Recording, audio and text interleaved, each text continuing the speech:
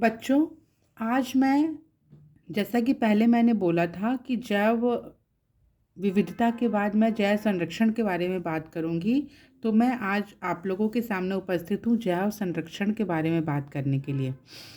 इस वीडियो को जब आप देख लेंगे उसके बाद आप कुछ प्रश्नों के उत्तर देने लायक हो जाएंगे, जैसे जैव संरक्षण से आप क्या समझते हैं, जैव विविधता कितने प्रकार के होते हैं, स्वस्थानीय व बाह्य स्थानीय संरक्षण में अंतर क्या होता है, हॉटस्पॉट क्या होता है। ठीक है, तो चलिए अब इसके बारे में हम लोग समझना शुरू करते हैं। तो सबसे पहले जैव संरक्षण क्या होता है, अगर हम इसकी बात करें तो ये जीवों के विलुप्तीकरण एवं परितंत्र में होने वाली क्षति को रोकना संरक्षण कहलाता है। अब यहाँ पर जीव विज्ञान एक ऐसा विषय है जिसमें कि हम अगर शब्दों को समझ जाएं तो हमको इस विषय को याद करना और समझना बहुत ही आसान हो जाता है। तो यहाँ अगर हम प्रजातियों के की बात कर रहे हैं, यानी कि जीवों की बात कर रहे हैं, विलुप्तीकरण यहाँ पर शब्द यूज़ किया गया है। विलुप्तीकरण मतलब हमारे आसपास परितंत्र में जो जीव थे वो अब नहीं है या बहुत कम संख्या में है, वो खत्म होने के कगार पे है, तो उस कंडीशन को बोलते हैं विलुप्तीकरण। और पारितंत्र क्या होता है? उन जीवों का वास स्थान होता है, वो पारितंत्र होता है। तो इस तरह से आप इस परिभाषा को, हमें लगता है, आप समझने में बहुत ही ज़्यादा आसान महसूस करेंगे। जैसे कि जीवों के विलुप्तीकरण एवं परितंत्र में होने वाली क्षति, यानी कि जीव के विलुप्त होने की कंडीशन और उसके वास स्थान में अगर कोई क्षति होता है तो उसको हम अगर रोक लेते हैं तो हम संरक्षण की प्रक्रिया से गुजरते हैं। उस प्रक्रिया को संरक्षण कहा जाता है। अब ये जो संरक्षण होता है ये कितने प्रकार से हम कर सकते हैं? तो संरक्षण ये देखिए दो इस प्रकार से हम कर सकते हैं। जैसे पहला है स्वस्थानीय संरक्षण और दूसरा है बाह्य स्थानीय संरक्षण। इस स्वस्थानीय संरक्षण को अंग्रेजी में इन सीटू कंजर्वेशन भी कहते हैं। जैसा कि पूर्व में मैंने बताया बच्चों कि जीव विज्ञान में जो शब्द होते हैं वही उसकी परिभाषा को एक्सप्लेन करते हैं। इन शब्दों को अगर हम समझ जाएं तो जीव विज्ञान को समझना बहुत ही आसान हो जाता है। तो अब यहाँ पर देखिए, ये शब्द है स्वस्थानीय संरक्षण। ये जो शब्द है यही बता रहा है स्व और स्थानीय, यानी उस जीव को स्वयं और उसके स्थान दोनों का जो हम इसमें अगर संरक्षण करें तो उसको हम बोलते हैं स्वस्थानीय संरक्षण।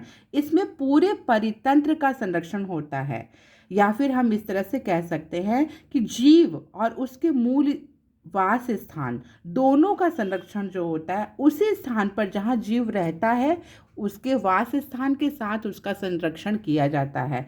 तो इस प्रकार के संरक्षण को हम स्वस्थानीय संरक्षण कहते हैं। जो बाह्य स्थानीय संरक्षण है इसको अंग्रेजी में एक्स सीटू संरक्षण भी कहा जाता है।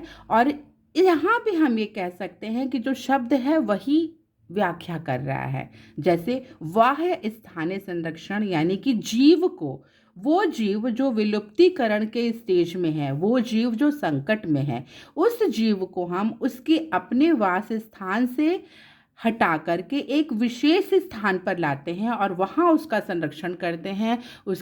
उसको जो है उसको भरपूर सारे उसके ज़रूरत की चीज़ों को वहाँ हम उसे दे करके उसके संख्या को बढ़ाने का, प्रजनन की विधि का सब कुछ जो है उसको फल अच्छे से दे करके हम वहाँ पर उसके संरक्षण की पूरी प्रक्रिया को पूर्ण करते हैं।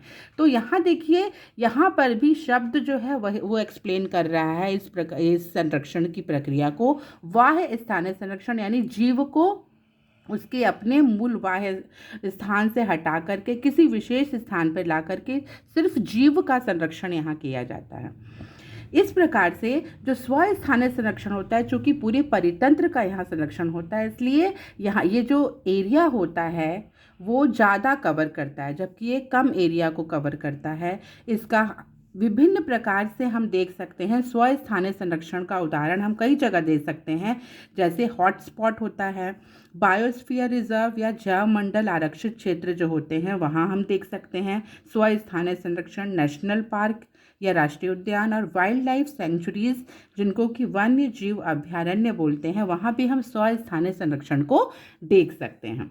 उसी प्रकार से वाह्य स्थानीय संरक्षण जो होता है वो बॉटेनिकल गार्डन, जू, टिश्यू कल्चर, सीड बैंक और क्रायो बैंक के थ्रू हम देख सकते हैं।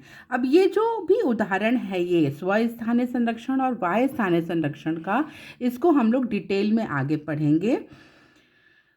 इतनी सारी बातों को जो हम लोगों ने डिस्कशन किया, इसमें हमें लगता है कि जो बच्चे हैं वो कुछ प्रश्नों के उत्तर देने में सक्षम हो गए, जैसे कि जैव संरक्षण से आप क्या समझते हैं, जैव विविधता कितने प्रकार का संरक्षण हम कितने प्रकार से कर सकते हैं, एक्स सीटू और इन सीटू संरक्षण में डिफरेंस क्या होता है, और हॉटस्पॉट से आप क्या समझते हैं। ये जो प्रश्न होते हैं वो बोर्ड परीक्षा में 4 सेट होते हैं प्रश्न पत्र के।